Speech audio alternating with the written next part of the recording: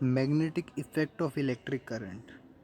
ये चैप्टर मैंने तुम्हें पिछली 2 वीडियो में पार्ट 1 और 2 में समझा दिया था। आज हम इन टेक्स्ट और एक्सरसाइज के क्वेश्चन समझने वाले हैं, ठीक है।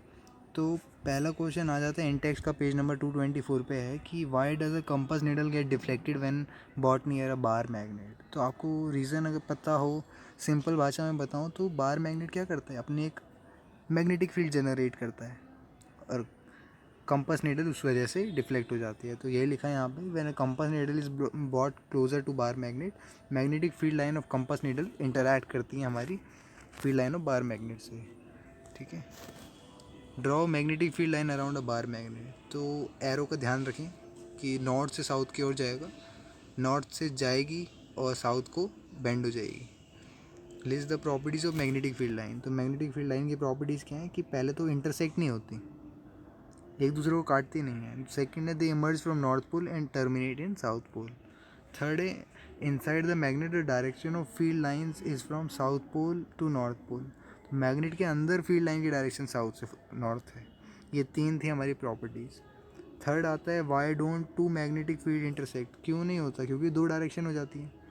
देखो, if magnetic field line intersect at point, तो कंपास नीडल को 2 डायरेक्शन दिखानी पड़ेगी, ऐसा तो पॉसिबल है नहीं। पेज नंबर 229 पे आ जाते हैं। पहला क्वेश्चन क्या है कि consider circular loop of wire lying in the plane of the table, let the current pass through the loop clockwise. हाँ, तो एक हमने क्या देखा, एक सर्कुलर लूप ऑफ वायर है, वो टेबल के प्लेन पे रखा हुआ है और करंट पास हो रहा है इस लूप में से क्लॉकवाइज डायरेक्शन में, ठीक है। Apply the right hand rule to find out the direction of magnetic field. तो मैग्नेटिक फील्ड की डायरेक्शन क्या होगी, देखो क्लॉकवाइज डायरेक्शन में। आप अपना अंगूठा एक बार लाओ, क्या बोलते हैं,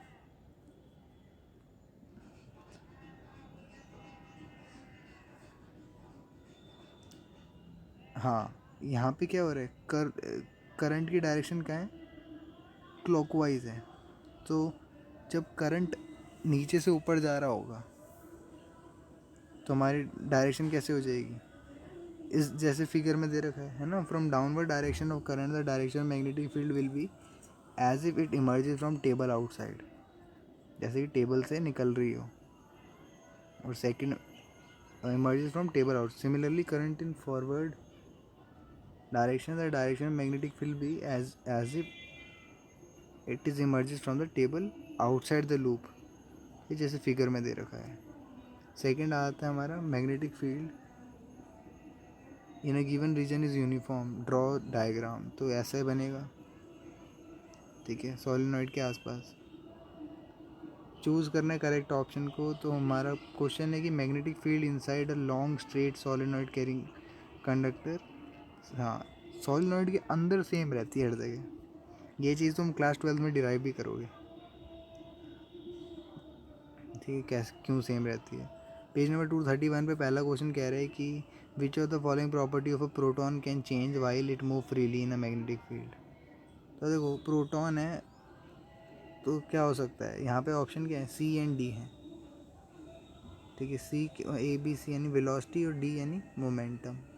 हाँ, तो देखो स्पीड तो हमारा क्या है, एक स्केलर क्वांटिटी है, वेलोसिटी डायरेक्शन के साथ चेंज होती है ना, तो जिसकी वजह से वेलोसिटी और मोमेंटम, मोमेंटम क्या होता है, p is equals to m v होता है। तो मोमेंटम में वेलोसिटी से रिलेट करता है, इसलिए मोमेंटम भी चेंज होगा। तो how do you think the displacement of rod A B is affected if current in rod A B increase. तो देखो, अगर तुम्हें ये वाला याद हो, मैंने तुम्हें क्लास में बताया था कि जब करंट तेज़ हो जाएगा तो हमारा रॉड क्या होगी, और डिस्प्लेस होने लग जाएगी। और स्ट्रॉन्ग हॉर्सशू मैग्नेट यूज़ हो जाए तो अगेन, है ना, length of rod A B increase हो जाए तो अफेक्ट पड़ेगा क्या। अब current carrying conductor and place in magnetic field force experience करता है ना। तो मैग्नीट्यूड ऑफ फोर्स इंक्रीज होता है जैसे जैसे करंट का अमाउंट बढ़ता है और स्ट्रेंथ ऑफ मैग्नेटिक फील्ड बढ़ती है। तो strength of magnetic field exert by rod and it displace with increase if current in rod A B में इंक्रीज हुआ, स्ट्रॉन्ग हॉर्सशू मैग्नेट यूज़ हुआ, रॉड का लेंथ बढ़ा। तो इन सभी कंडीशंस में करंट बढ़ जाएगा।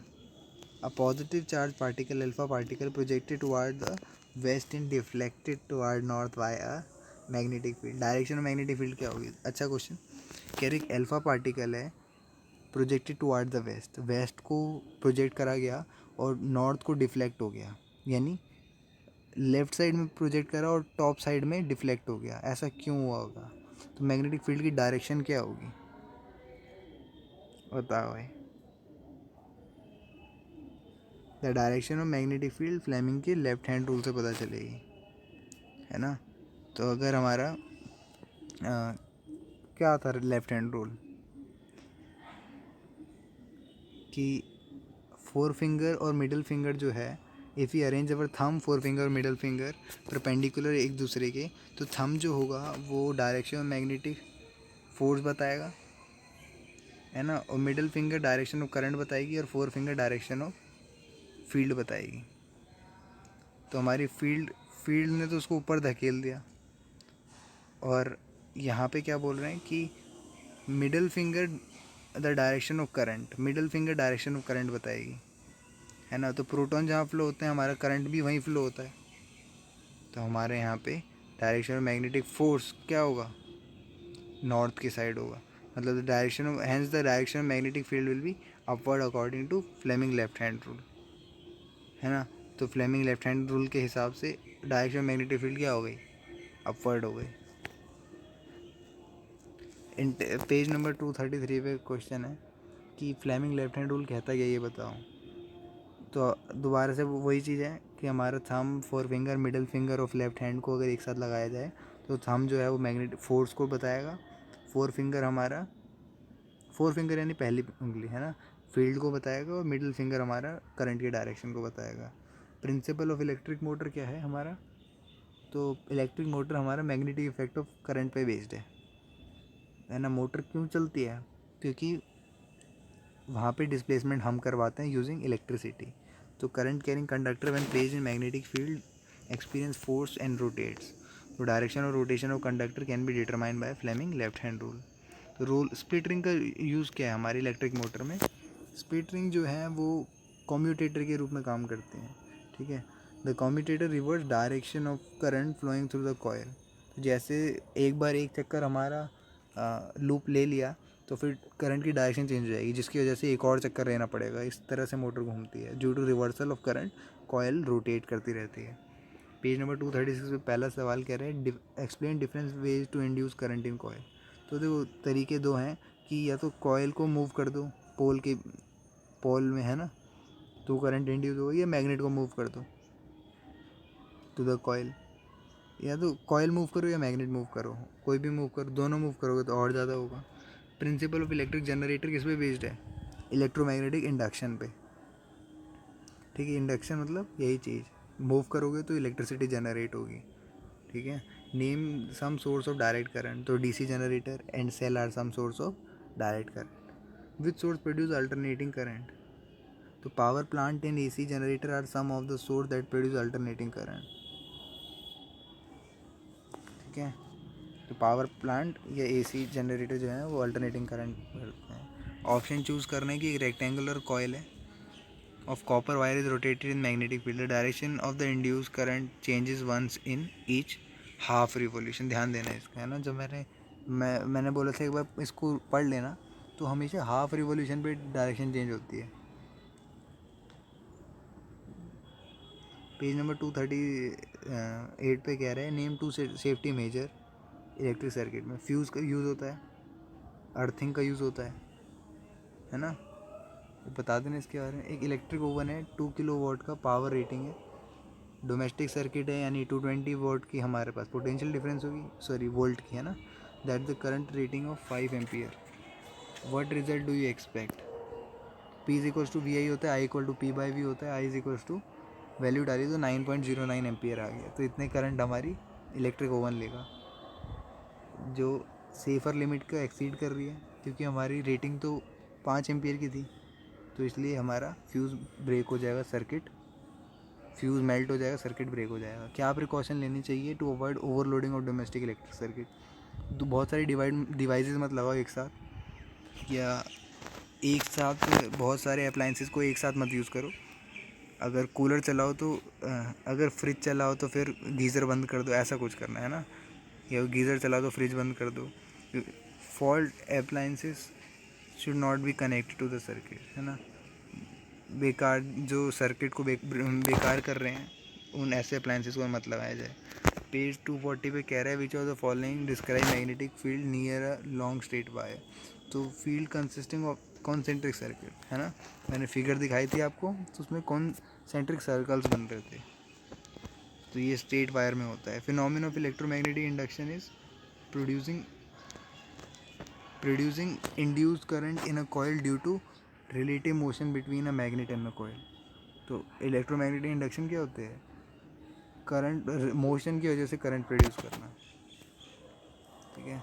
The device use for producing electric current is generator, generator produce करता है, शादी में भी देखते हो, है ना, जनरेटर लगा रखे होते हैं, फ्यूल डालते हैं तो मूव करता है ऐसा। The essential difference between AC generator DC generator क्या होता है, AC generator has split ring while DC generator has commutator. Split ring जिसकी वजह से क्या होता है, चेंज होती है डायरेक्शन, तो AC जनरेटर के पास 2 स्प्लिटरिंग होती है, DC के पास 2 half ring known as commutator. At the time of short circuit the current in the circuit increase heavily. Short circuit में क्या होता है, देखो एक होता है सर्किट ब्रेक हो जाना, ठीक है।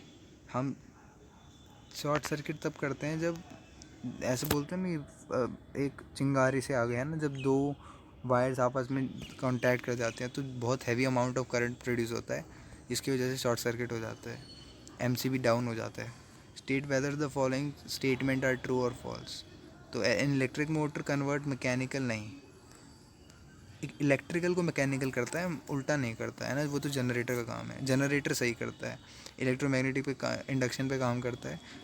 Field at the centre of long circuit coil carrying current will be parallel and straight.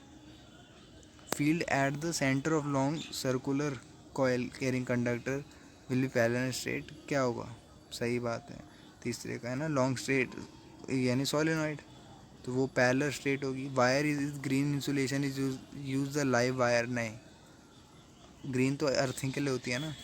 Less two method two of producing magnetic field, तो परमानेंट मैग्नेट का यूज़ करके हम कर सकते हैं, या current carrying straight conductor produce करते हैं मैग्नेटिक फील्ड को, या डिफरेंट टाइप ऑफ कंडक्टर जैसे सोलेनॉइड वगैरह मैग्नेटिक फील्ड प्रोड्यूस करते हैं। How does solenoid behave like magnet.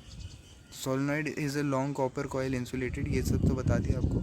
Magnetic field produce around solenoid when the current is pass through the similar magnetic field produce around bar magnet, है ना, जैसे bar magnet में होते हैं वैसे ही सोलेनॉइड में भी होता है, इस तरह से हमें कहानी लिख देना है। When is the force experience bye a current carrying conductor placed in a magnetic field largest. तो जब डायरेक्शन ऑफ करंट परपेंडिकुलर हो डायरेक्शन ऑफ मैग्नेटिक फील्ड के, तो फोर्स मैक्सिमम होगा, ठीक है। तभी देखते हो नॉर्थ साउथ जो है, जब तुमने जनरेटर या मोटर देखा होगा तो नॉर्थ साउथ पोल जो है वो हमेशा परपेंडिकुलर पे होता है हमारे कॉइल के। Imagine that you are sitting in a chamber with your back on one wall, an electron beam move horizontally from back wall toward the front wall is deflected by a strong magnetic field to your right side, ठीक है। what is the direction of magnetic field, तो right side में deflect हो गया, देखो एक electron जा रहा था, सीधा जा रहा था, नॉर्थ में जा रहा था, ईस्ट में डिफ्लेक्ट हो गया, तो हमारी फील्ड क्या होगी, फ्लेमिंग का लेफ्ट हैंड रूल लगा के देखो, तो क्या होता है कि direction of magnetic field will perpendicular direction of current and the direction of deflection, तो या तो इधर अपवर्ड होगा या डाउनवर्ड होगा, है ना। तो direction of current is from the front wall to the back wall because negatively charge electron move from back wall to front, है ना। तो डायरेक्शन ऑफ मैग्नेटिक फील्ड जो होगी राइट वर्ड्स होगी, तो फ्लेमिंग लेफ्ट हैंड के हिसाब से यहाँ से हमें इसकी डायरेक्शन पता चल गई। Draw label diagram for electric motor and explain its principle, तो पेपर में अगर आएगा तो फिर कर लेना कि इलेक्ट्रिक मोटर क्या करता है, इलेक्ट्रिकल एनर्जी को मैकेनिकल करता है, ये बुक वाला ही डायग्राम बनाना वरना मार्क्स नहीं मिलेंगे। और ये सारी कहानी लिखनी है कि कहाँ से कहाँ करंट फ्लो हो रहा है। Name some device in which electric motors are use, तो इलेक्ट्रिक फ़ैन हो गए, वाटर पम्प, मिक्सर, जो भी घुमाने वाली चीज़ें होती हैं ना, मिक्सर हो गया, है ना, वॉशिंग मशीन, ये सब में होता है। Coil of insulated copper wire is connected to galvanometer, galvanometer यानी करंट मेजर करता है। What will happen if bar magnet is pushed into the coil, withdrawal from inside the coil, held stationary. Stationary होगा तो galvanometer move नहीं करेगा, बाकी opposite directions में move करेगा, ठीक है, particular direction opposite to the direction, है ना, वही सब लिखा है. Two circular coil A B are placed closely to each other. If the current in the coil A is change, will the current be induced in the coil B. हाँ, तो इसको क्या कहते हैं, म्यूचुअल इंडक्शन कहते हैं.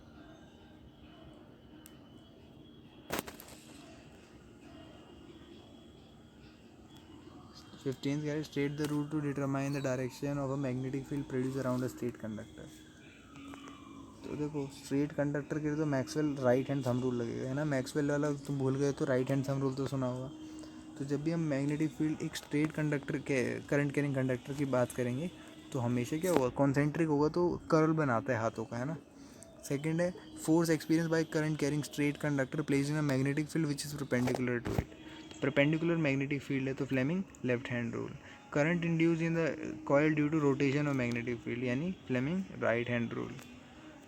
16 है explain the underlying principle and working of the electric generator and by drawing a lever diagram. तो इलेक्ट्रिक जनरेटर किस पे बेस्ड है, मैकेनिकल को इलेक्ट्रिकल करने में. डायग्राम बुक वाला बनाना, ये मत बनाना, और ये सारे चीज़ों को एक्सप्लेन कर देना, ठीक है. Why does an electric short circuit occur, क्यों होता है जब बहुत सारे अप्लाइंसेज हो, जब लाइव वायर जिसको इंसुलेशन जो होता है, क्या होता है ना, कभी कभार तार जो है वो आपस में चिपक जाती हैं, ऐसा बोला जाता है, आपस में दो तारें चिपक जाती हैं, है ना. जब एक दूसरे के कांटेक्ट में आती हैं तो फिर शॉर्ट सर्किट हो जाता है. What is the function of an earth wire, earth wire का फंक्शन क्या है, और क्या मेटेलिक अप्लायंस लेना ज़रूरी है. हाँ, क्योंकि अर्थ तो क्या है, इंसुलेटर है, मगर मेटेलिक होने की वजह से ट्रैवल करेगा, तो कोई भी लीकेज ऑफ करंट जो होगा वो ग्राउंड में ट्रांसफ़र हो जाएगा अर्थ के द्वारा, सॉरी अर्थ वायर के द्वारा, और इलेक्ट्रिक अप्लायंस जो होता है वो शॉक लगने से बच जाएगा. तो इसलिए हमारा मेटेलिक अप्लायंसेस ज़रूरी होते हैं. बड़े बड़े होटल, हॉस्पिटल, स्कूल्स वगैरह में अर्थ वायर होती है, ठीक है. तो ये था हमारा पूरा सिस्टम जो हमने पढ़ लिया. चैप्टर 13 ख़त्म, ठीक है. धीरे धीरे हमारी बुक ख़त्म होने वाली है, ठीक है. शुरुआत हुई थी हमारे पहले चैप्टर से, केमिस्ट्री से. आज हम पहुंच गए कहाँ पे, ठीक है. बहुत महीने भी हो गए. चलिए फिर, थैंक यू.